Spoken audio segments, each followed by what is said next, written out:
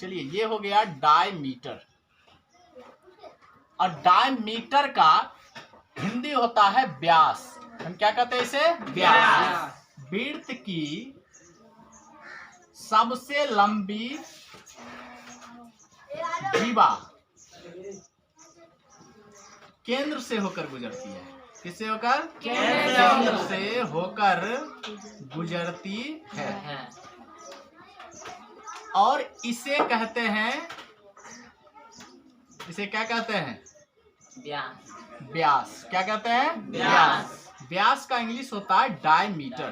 क्या होता है? डायमीटर। और डायमीटर का संकेत होता है डी। व्यास का संकेत क्या होता है? डी। ठीक है। डायमीटर का आधा जो होता है उसे क्या कहते हैं? त्रिज्या। डायमीटर की आधा को क्या कहते हैं? त्रिज्या। त्रिज्या को हम लोग इंग्लिश में रेडियस कहते हैं। क्या कहते हैं? रेडियस। ठीक है। इसका आधा मान के चलो ये भाग, ये आधा भाग हुआ, इसका नाम ए, इसका नाम बी और ओ। तो ए ओ को क्या कहेंगे आप? त्रिज्या। ए ओ को क्या कहिएगा? त्रिज्या। और त्रिज्या का इंग्लिश होता है रेडियस। रेडियस को किससे सूचित करते हैं? आर से। स्मॉल आर से, जरूरत पड़े तो कैपिटल आर से भी सूचित करेंगे। ठीक है। इतना बात समझ गए कि पूछा जाएगा जीवा किसको कहते थे? ले, इस परावर्तक सतह से उस परावर्तक सतह को मिलाने वाले रेखा को क्या कहते हैं? जीवा। ये भी क्या है? जीवा। ये भी क्या है? जीवा। लेकिन सबसे लंबी जीवा क्या होगा? व्यास। सबसे लंबी जीवा व्यास। चलिए इतना तक समझ गए। अब आगे देखते हैं कि ये जो लाइनिंग है, ये सर्कल जो है वृत्त की ये लाइनिंग, इस लाइनिंग को आप क्या कहिएगा? इस लाइनिंग की लंबाई को कहते हैं हम लोग परिधि। क्या कहते हैं? परिधि। तो हम कहेंगे कि वृत्त की परिधि, और इसे हम सूचित करते हैं सी से। किससे सूचित करते हैं? सी से। चलिए इतना तक समझ गए। अब इसमें देखिए बनने वाली बात है कि जैसे कि ये इधर से भी लाइन आ जाएगा, तो बताइए ये क्या है? त्रिज्या है।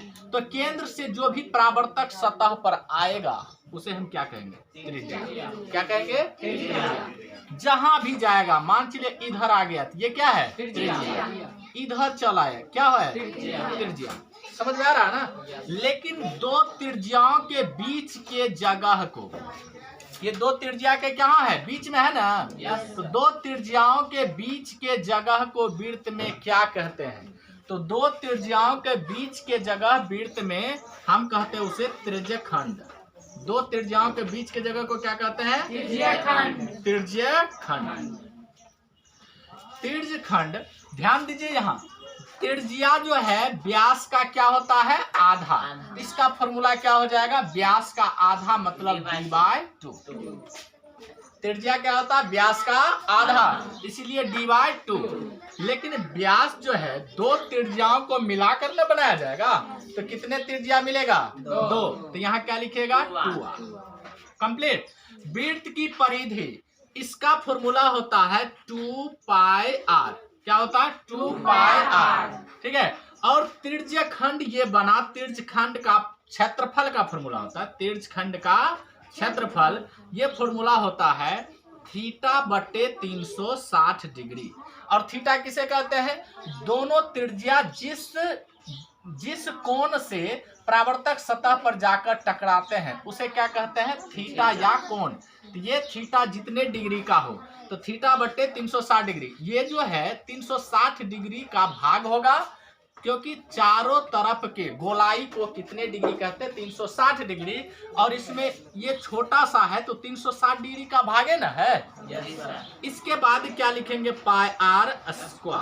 क्या लिखेंगे? πr², क्योंकि वृत्त का क्षेत्रफल होता है πr²। वृत्त का क्षेत्रफल πr², और उसमें आपको एक कोना का निकालना, तो θ/360 डिग्री πr²। त्रिज्यखंड बन गया। तो वृत्त का क्षेत्रफल तो आप लोग जानते हैं क्या होता है? πr²। हम यहाँ लिख दे क्या? वृत्त का क्षेत्रफल, इसका क्या फॉर्मूला होता है? πr²। और त्रिज्यखंड का क्षेत्रफल होता है θ/360 डिग्री πr², क्योंकि वृत्त का भाग है तो πr²। क्षेत्रफल निकालना होगा तो πr²। अब देखिए इसे तो तिर्यकखंड कहते हैं, लेकिन कभी कभी आप लोग ऐसा चित्र बना हुआ देखिएगा कि ये क्या है कि यहाँ मान के चलिए सी लिख दिया और सी से बी को डायरेक्ट मिला देगा, सी से बी को डायरेक्ट मिला देगा और कहेगा है इसका क्षेत्रफल निकालो। बताइए तिर्यकखंड ये पूरे था ना, और इतना दूर क्या है त्रिभुज, तो पूरे तिर्यकखंड में से ये त्रिभुज यदि घटा लेंगे तो यही ना निकलेगा। तो ये किसका खंड है? वृत्त का खंड है। किसका खंड है? वृत्त का। इसीलिए कहेंगे हम लोग वृत्तखंड। क्या कहेंगे? वृत्तखंड। तो देखिए वृत्तखंड का फॉर्मूला होता है वृत्तखंड का क्षेत्रफल, तो उसमें पूरे क्या है? तिर्यकखंड। क्या है? पूरे तिर्यकखंड। तिर्यकखंड का क्षेत्रफल और उसमें से घटाना है आपको त्रिभुज का क्षेत्रफल। उसमें से क्या घटाना है? त्रिभुज का क्षेत्रफल। त्रिभुज के क्षेत्रफल में आपको गुना कर देना है। जब यहाँ आपको 90 डिग्री से ज्यादा या कम रहे मान, तो क्या करना है? आपको यहाँ लिखना है साइन थीटा और इसको कर देना है कोस्ट। तो देखिए तिर्यकखंड का क्षेत्रफल आप लोग जानते हैं थीटा बट्टे 360 डिग्री पाई आर स्क्वायर। अब माइनस त्रिभुज का क्षेत्रफल 1/2 गुने आधार गुने ऊंचाई और यहाँ गुने साइन थीटा। ठीक है, अब लिखेंगे यहाँ थीटा बट्टे 360 degree pi r square minus 1/2। तो त्रिभुज ये है, इसका आधार भी त्रिज्या, ऊंचाई भी त्रिज्या, इसीलिए क्या लिखेंगे? आधार के जगह पर भी आर, ऊंचाई की जगह पर भी आर, और हो जाएगा साइन थीटा। तो ये हो जाएगा थीटा बट्टे 360 degree pi r square minus 1/2 r square, 1/2 r square, और इसमें क्या सटा देना है? Sine theta. ये हो गया फाइनल फार्मूला। तो कभी कभी क्या होता है कि आपको यहाँ से कॉमन लेकर फॉर्मूला बना देता है। देखिए कॉमन लेकर भी फॉर्मूला बनेगा, इसमें भी आर स्क्वायर, इसमें भी आर स्क्वायर, तो दोनों में से यदि आर स्क्वायर ले लेंगे तो यहाँ बचेगा थीटा बट्टे 360 डिग्री पाई। ठीक है, और माइनस ये बचेगा 1/2 और क्या बचेगा? Sine theta. इस तरह से इसका फॉर्मूला बन जाएगा, कोई दिक्कत नहीं है। तो चलिए हमने क्या देखा कि वृत्तखंड देख लिया और तिर्यकखंड। अब इसी में क्वेश्चन क्या आता है कि कहेगा आपको कि बड़ा वृत्तखंड का क्षेत्रफल। लो भाई, जहां छोटा बनेगा वहां क्या बनेगा? बड़ा भी बनेगा। अब बात बताइए, आपने एक गोल सा रोटी लिए और रोटी में से छोटा सा टुकड़ा खा लिए, तो क्या बचा? बड़ा टुकड़ा, वही ना बड़ा कहलाएगा। अब देखिए कि इसमें से ये छोटा टुकड़ा जो है ये वृत्तखंड है, कहेगा बड़ा वृत्तखंड। तो पूरे वृत्त में से किसको घटा लेना है? छोटा वृत्तखंड। पूरे वृत्त में से किसको घटाना है? छोटा वृत्तखंड। तो बताओ बड़ा वृत्तखंड निकलेगा कि नहीं? ये छोटा वृत्तखंड है तो सब भाग क्या है? बड़ा वृत्तखंड है। इतना दूर छोटा तिर्यकखंड है तो पूरा भाग क्या है? बड़ा तिर्यकखंड है, नहीं है? चलिए, तो इस तरह से हम फॉर्मूला लिखा दिए। अब कोई दिक्कत नहीं है, आप लोग इसको उतार लीजिए।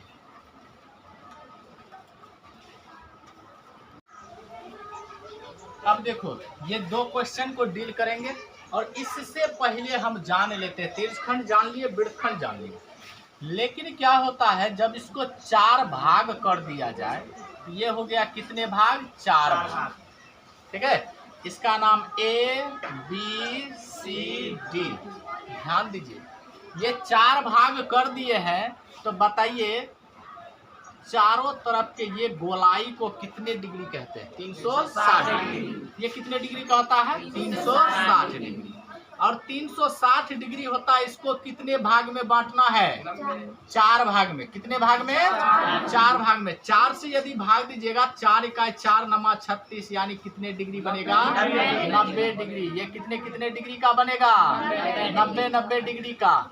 तो 90 डिग्री का इसको कितने भाग में बांटे थे? 360 डिग्री को 4 भाग में। कितने कितने डिग्री का बना? 90 डिग्री का। तो बताओ ये जो बना है तिर्यकखंड बना कि चतुर्थांश?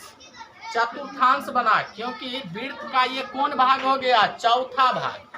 अगर दिया रहे कोण 90 डिग्री तो समझ जाना वृत्त का कोण भाग है चौथा भाग। अगर उसमें दिया रहे 60 डिग्री या 90 डिग्री से कम या 90 डिग्री से ज्यादा तो क्या समझना है, ये तिर्यकखंड है।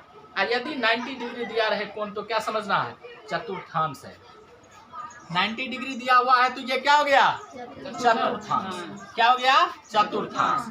ठीक है, तो चतुर्थांश का फॉर्मूला होता है, यहाँ लिख देते हैं, चतुर्थांश का क्षेत्रफल। चतुर्थांश का क्षेत्रफल यानी वृत्त का चौथा भाग को कहते हैं चतुर्थांश। तो वृत्त का फॉर्मूला बोलिए, पाई आर स्क्वायर। अब वृत्त का चौथा भाग न है, कितना से भाग देना है, 4 से। कितना से गुना कर दिए, 1/4 से गुना कर दिए तो क्या हो गया, इसका चौथा भाग हुआ कि नहीं, हो गया। ठीक है, इसी में देखिए एक चाप की लंबाई होता है। क्या होता है, चाप की लंबाई। तो लिखेंगे चाप की लंबाई। तिर्यकखंड जो बना है, मान चलिए तिर्यकखंड जो बनेगा, तिर्यकखंड में चाप होगा कि नहीं, तो चाप की लंबाई होगा, चाप की लंबाई बराबर फॉर्मूला होता है इसका θ/180 डिग्री। क्योंकि चाप आधा बनेगा तो आधा दूर कितने हो जाएगा, 90 90 180 और ऊपर 90 90 180। आधा दूर बनेगा चाप तो हो जाएगा θ/180 डिग्री और पाई आर। क्या हो जाएगा, पाई आर। ठीक है, ये हो गया चाप की लंबाई। ठीक है, तो आपने क्या समझ लिया, चतुर्थांश और चाप की लंबाई। तो तिर्यकखंड की परिमाप होगा कि नहीं, मान चलिए ये चतुर्थांश भी है और तिर्यकखंड भी है, लेकिन 90 डिग्री है इसलिए क्या कहते हैं, चतुर्थांश। नहीं तो ये तिर्यकखंड की आकार है कि नहीं है ना। तो तिर्यकखंड की परिमाप निकालना, परिमाप देखिए इस तरह से हम इसकी लंबाई निकाल लेते हैं। बनने में जितने लाइन लगा है उस लाइन की लंबाई को क्या कहते हैं हम लोग, परिमाप। तो ये क्या है, तिर्यकखंड है, तो क्या कहेंगे, तिर्यकखंड की परिमाप। किसकी परिमाप, तिर्यकखंड की परिमाप। इसका फॉर्मूला होता है θ/180 डिग्री पाई आर +2r। ठीक है, देखिए ध्यान दीजिए, θ/180 डिग्री इसका हो गया और 2 गो आर इसमें जोड़ दिए तो क्या निकल गया, इसकी परिमाप, तिर्यकखंड की परिमाप। चलिए यहाँ तक आपने फॉर्मूला पूरे समझ लिया। और मान चलिए आप लोग बताइएगा, इन दोनों को मिला दिए और ये भाग क्या कहलाएगा, बोलिए जल्दी, ये क्या कहलाएगा, वृत्तखंड। क्या कहलाएगा, वृत्तखंड। ये पूरा भाग क्या कहलाएगा, तिर्यकखंड। क्या कहलाएगा, 90 डिग्री होने के कारण क्या कहलाएगा, चतुर्थांश।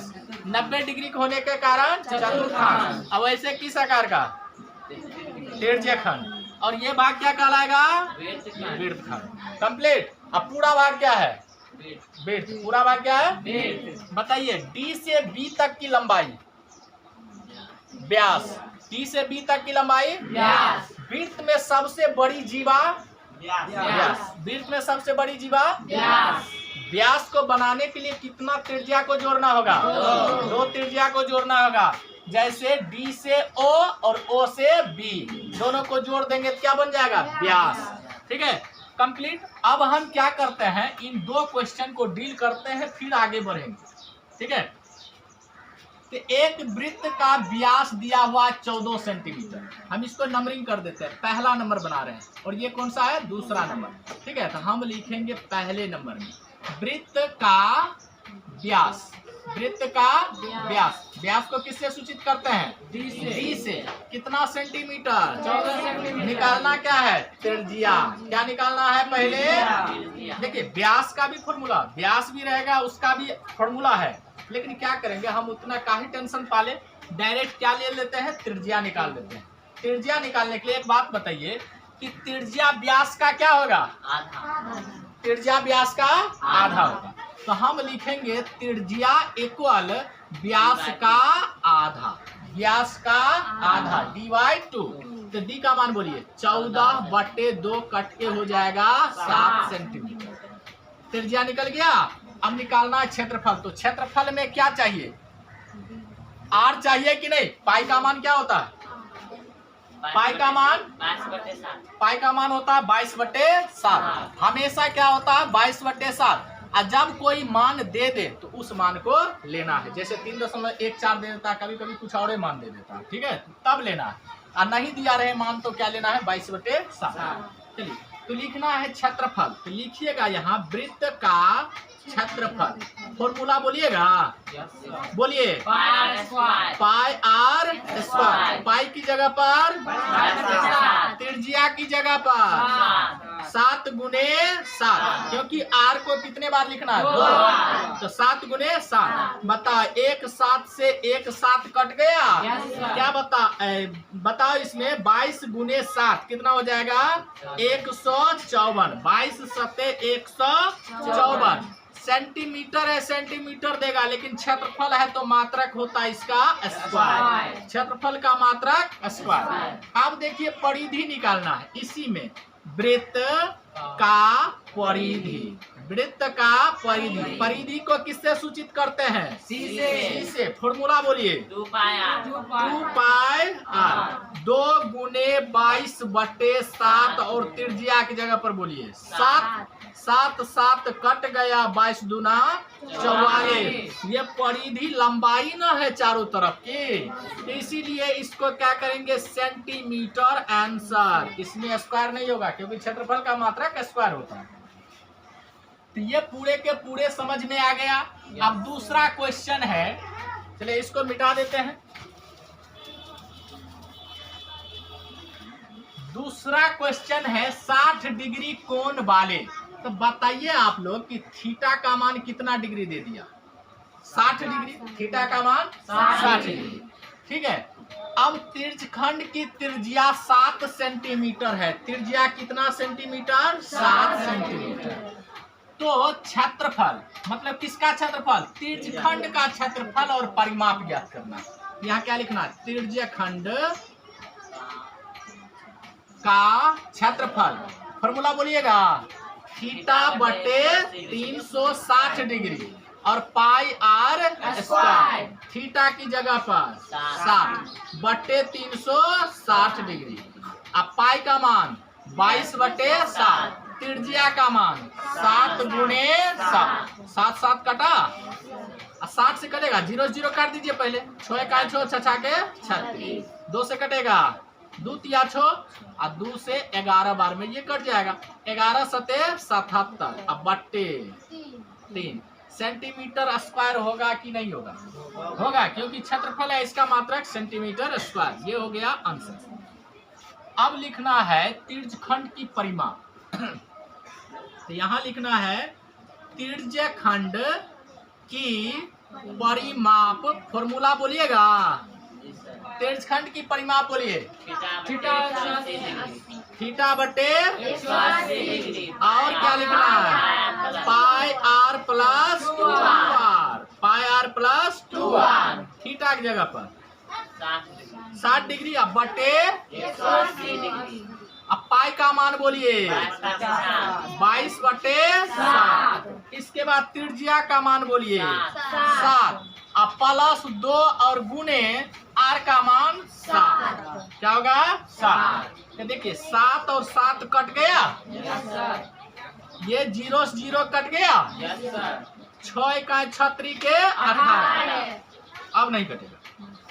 तो ऊपर में क्या बचा 22 और नीचे में क्या बचा 3 प्लस 7 दूना 14 बटा 1। इसका एलसीएम लीजिएगा 3 1 का एलसीएम 3 से 3 कट गया। 1 के 22 से 22 प्लस 1 से 3 में भाग लगेगा 3 14 तिया 42। बताओ जोड़ के 64/3 सेंटीमीटर आंसर। ठीक है, अब आप लोग इसको उतार लीजिए। आगे का क्लास कल बताएंगे।